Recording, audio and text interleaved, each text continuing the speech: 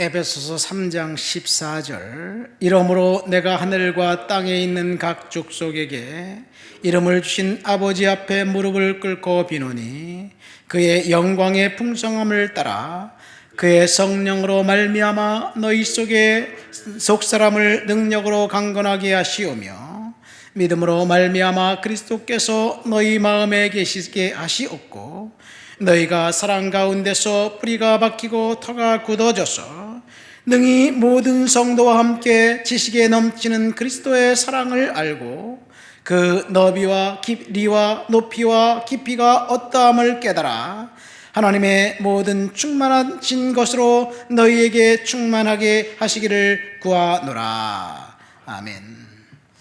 오늘 우리가 읽은 말씀은 사도 바울이 에베소 교회 성도들을 위해서 기도한 기도입니다. 뜨거운 마음을 가지고 성도들을 향해서 세 가지를 기도했습니다. 이 기도가 저와 여러분들의 기도가 되어야 될 줄 믿습니다. 오늘 14절 15절 말씀을 보세요. 내가 하늘과 땅에 있는 각 족속에게 이름을 주신 아버지께 무릎을 꿇고 빈다. 각 족속에게 이름을 주신 아버지께 무릎을 꿇고 빈다. 지금 바울은 교회 성도들을 위해서, 에베소 교회 성도들을 위해서 기도하고 있습니다. 바울의 이 세 가지 기도가 오늘 우리의 기도 제목이 되어야 될 줄 믿습니다. 첫 번째 16절, 에베소서 3장 16절에 보면 그의 영광의 풍성함을 따라 그의 성령으로 말미암아 너희 속사람을 능력으로 강건하게 하시오며, 여기에 성령으로 말미암아라는 말이 나옵니다. 성령의 능력으로 속사람이 강건하게 되기를 원하여 기도하고 있습니다. 저와 여러분들이 기도의 첫 번째는 성령으로 말미암아, 성령의 능력으로 우리 속사람이 강건하게 되게 해달라고 기도해야 될 줄 믿습니다. 우리가 이 땅을 살면서 어떤 힘으로 살아갈까요? 험악한 이 세상을 살아갈 수 있는 힘은 성령의 능력과 성령이 주신 힘이 아닌가 생각됩니다.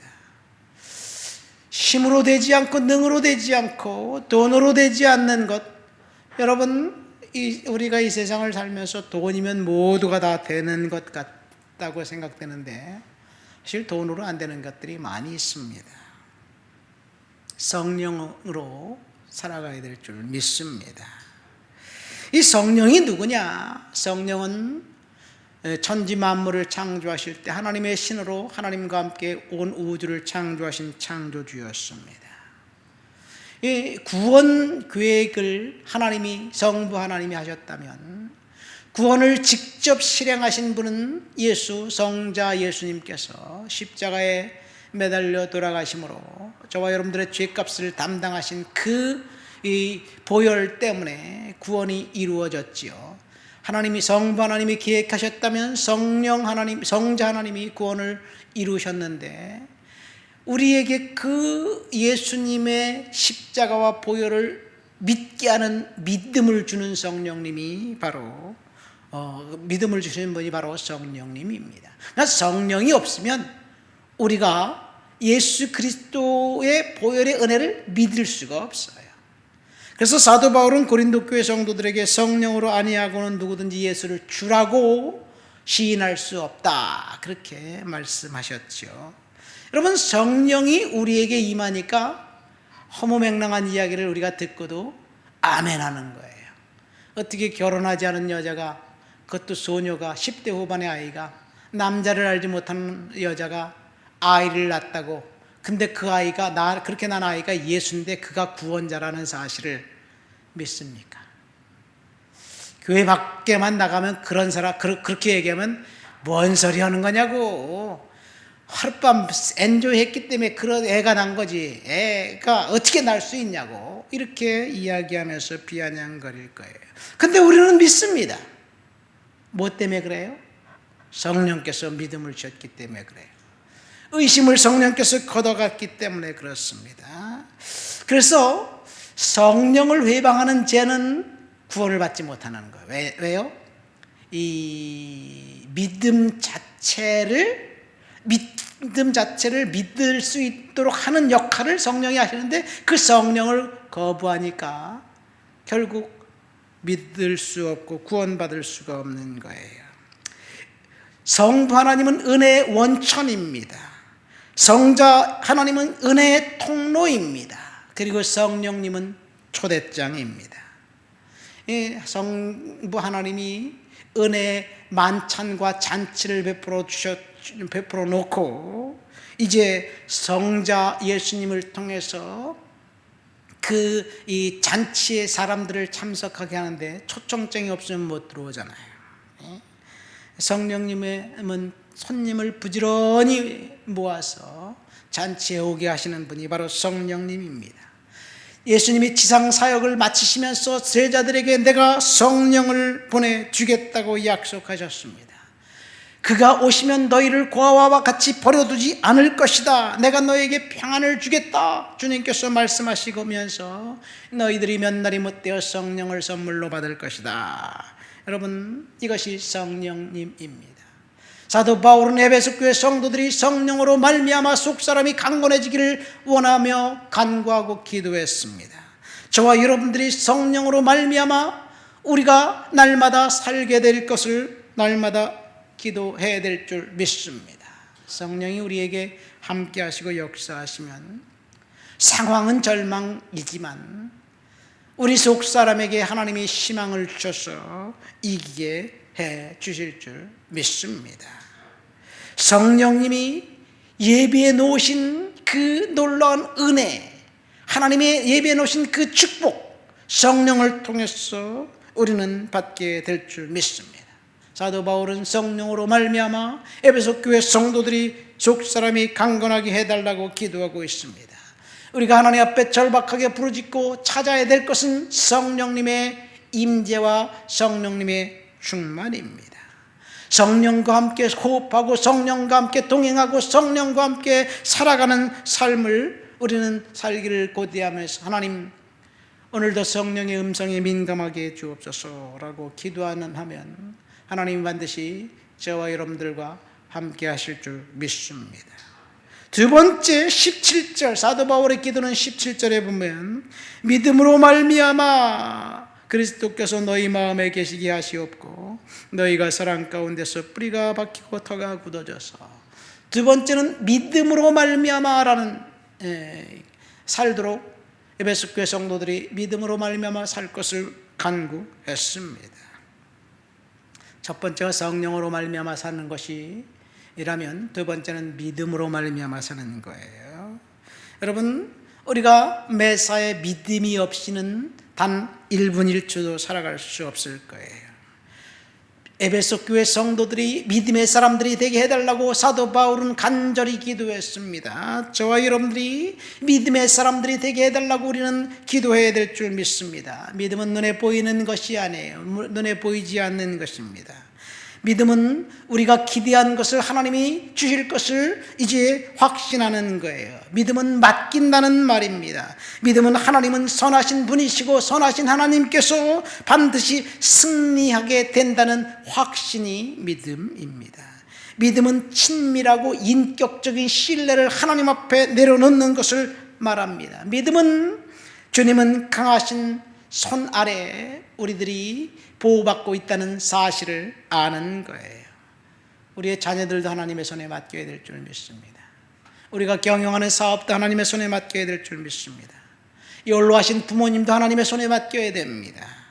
재정 상태도 하나님 앞에 맡겨야 됩니다. 여러분의 사역도 건강도 모든 것을 다 하나님께 맡기고 그리고 믿음으로 살아가는 거예요. 사실 우리가 모든 것을 다 할 수 있다고 생각하지만 우리 힘으로 안 되는 것들이 몇 가지가 있어요. 그 중에 자녀들이 아닌가 생각됩니다. 우리도 아이들이 물리적으로 멀리 떨어져 있으니까 아이들한테 뭔가 할 수 있는 게 아무것도 없어요.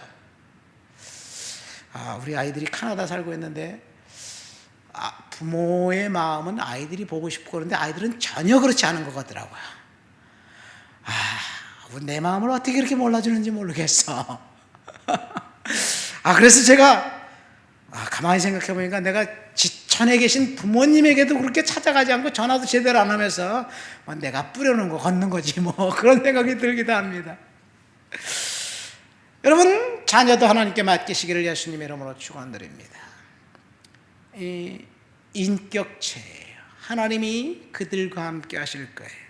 아이들이 어렸을 때는 부모가 원하는 대로 아이들을 다 조련하고 그리고 그 컨트롤할 수 있어요. 그러나 이제 나이를 조금 더 먹으면요, 사춘기를 지나고 특별히 20살이 넘으면 이제 성인이 되면 let them go, 너희들은 너희들 인생을 살아라. 그리고 분리하는 거예요. 근데 이 분리를 못해. 품 안의 자녀처럼 늘 끼고 들면서 하나 일일이 간섭하려고 그래요. 그러면 아이들이 좋아할까요? 우리들이 젊었을 때 생각해 보세요. 부모님이 그렇게 간섭하면 좋아했을까? 우리들은 싫어하면서 우리들은 아이를 끼고 있으려고 해요. 물론 이해가 됩니다. 아이들이 믿음 가운데 살았으면 좋겠다. 좋은 믿음의 배필 가운데 만났으면 좋겠다. 그런 우리들의 마음은 알지만, 여러분, 하나님께 맡기면 하나님께서 반드시 자녀들을 은혜로 보호해 주시고 인도해 주시고 성령께서 그들의 인생 가운데 개입하게 될 줄 믿습니다. 모니카라는 어머니 얘기 잘 알잖아요. 아들을 위해서 기도하고 있었어요. 그 아들은 기도하면 기도할수록 점점 더 멀리 삐뚤어져 나갔습니다. 얼마나 패륜적인 아들이었는지, 불효자였는지 사생아를 낳아가지고 데리고 왔어요. 장녀와 사이에 아들을 낳았고 데리고 왔는데 그 아들이 얼마 있다 죽었습니다. 그 아들은 밤을 사랑했습니다. 방탕했습니다. 날마다 취해 있었습니다. 그 어머니는 그 아들을 보면서 날마다 기도했습니다. 근데 그 아들이 어느 날 갑자기 엄마한테 선언을, 엄마, 나 대도시로 가겠어요. 멀리 가겠어요. 왜?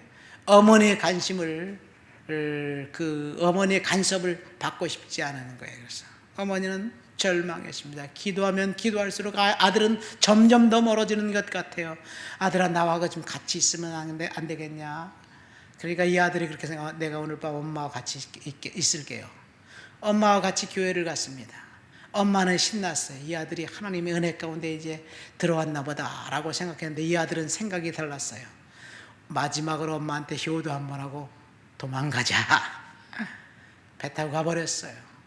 근데 거기서 암브로시우스라는 훌륭한 목사님을, 주교를 만납니다. 그리고 그가 변화되어서 그 고향 교회에 주교가 되어서 돌아옵니다. 이것이 어거스틴이라는 성인의 이야기예요. 어거스틴은 천주교와 개신교 양쪽 다 존경받는 신학자고 목회자로 사람들이 존경합니다. 믿음이 여러분 결국은 이깁니다. 하나님의 손에 달려 있습니다. 우리는 믿음으로 기도해야 될 줄 믿습니다. 마지막 세 번째 사도 바울의 기도는 18절 19절에 있습니다. 너희 모든 성도와 함께 지식에 넘치는 그리스도의 사랑을 알고, 그리스도의 사랑을 알고 그 너비와 길이와 높이와 깊이가 어떠함을 깨달아 하나님의 모든 충만하신 것으로 너희에게 충만하게 하시기를 구하노라.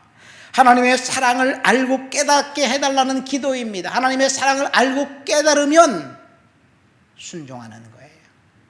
순종하는 사람이 되게 해달라는 기도입니다. 여러분, 우리는 하나님 앞에, 하나님 무엇을 말씀하시든지 내가 주님 앞에 순종하겠습니다. 순종하는 사람이 되게 주옵소서. 이렇게 기도해야 될 줄 믿습니다. 제가 한때는 성경을 작심하고 한 달에 2번, 일주일에 1번 읽자 그래서 밥만 먹고 성경만 읽은 적이 있어요. 그냥 열심히 성경만 읽었어요. 성경을 통독을 해가다 보니까 좋은 게 있더라고요. 이 성경을 거시적으로 보는 거예요. 그래서 성경 읽다 보니까 복음서에서 예수님에게 향유를 부은 사람이 딱 2사람 있었더라고요. 근데 우리는 한 사람만 생각해요. 누구의? 예수님의 머리에 향유를 부은 사람이, 옥합을 깬 사람이 마리아잖아요.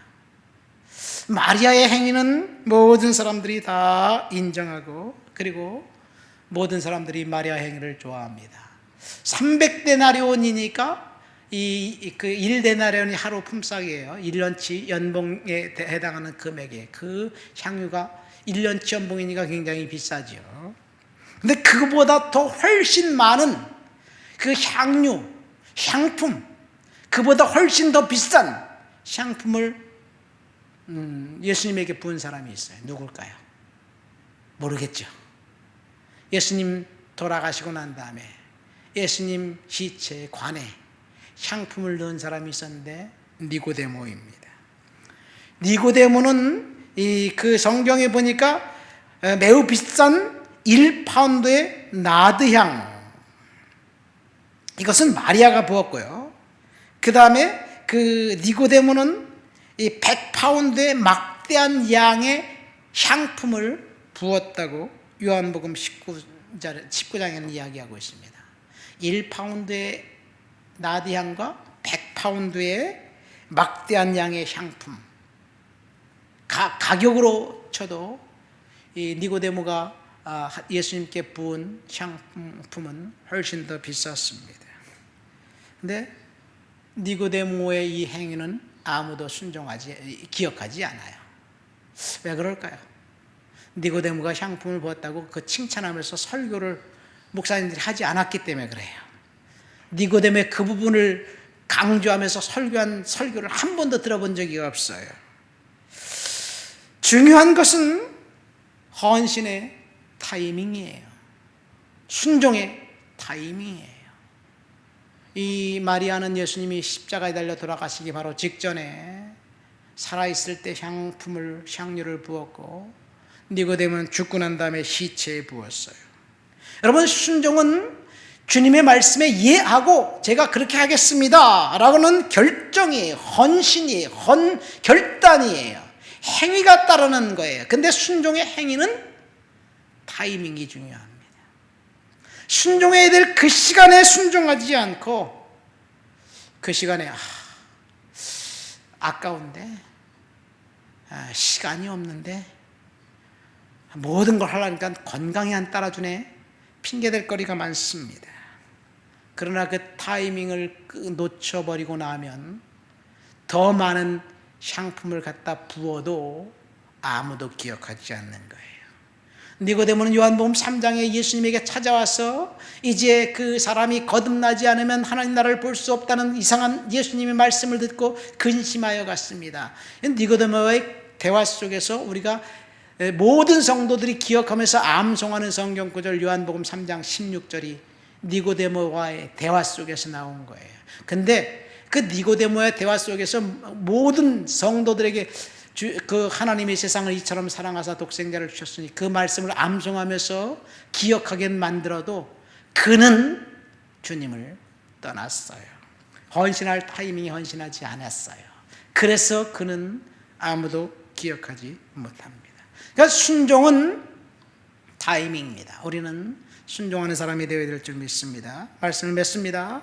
오늘 에베소 교회를 향한 바울의 기도를 세 가지를 통해서 이 기도가 저와 여러분들의 기도가 되어야 된다는 사실을 이제 들었습니다. 에베소 교회 성도들을 위해서 바울은 성령으로 말미암아 너희 속사람을 능력으로 강건하게 하시오며 성령으로 말미암아 살 것을 간구하고 기도했습니다. 우리는 날마다 성령 충만함 가운데 살게 해달라고 기도해야 될 줄 믿습니다. 두 번째는 17절입니다. 믿음으로 말미암아, 우리가 믿음으로 사는 거예요. 믿음으로 살도록 기도해야 됩니다. 마지막 세 번째는 순종입니다. 순종은 타이밍이에요.